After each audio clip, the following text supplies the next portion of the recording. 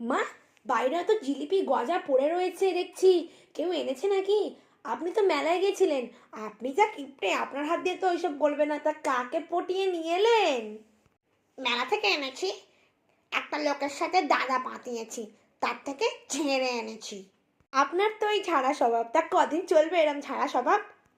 তুমি আর নাক মেরো না, তোমার বাবাও তো এরকম ঝাড়া পাটি। আর বাবার নামে একদম বাজে কথা বলবেন না, বলে দিচ্ছি মা। বাবা কি ঝেড়েছে আপনার থেকে? কি ঝেড়েছে মানে? তোমার বাবা তো তোমার মাকে তোমার মায়ের বাবার কাছ থেকে ঝেড়েই নিয়ে এসেছিল। কি ভাবছো আমি কিছু জানি না? আপনি আমার বাবার নামে যে বলছেন, আমি কি আপনার কাছে জানি না? আপনার বাবার সঙ্গে তো প্রথমে শুনেছি আপনার বোনের বিয়ে ঠিক হয়েছিল।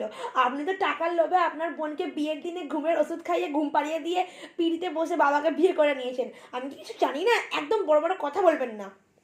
হ্যাঁ বাবা, কি মুখে মুখে তর্ক হয়েছে।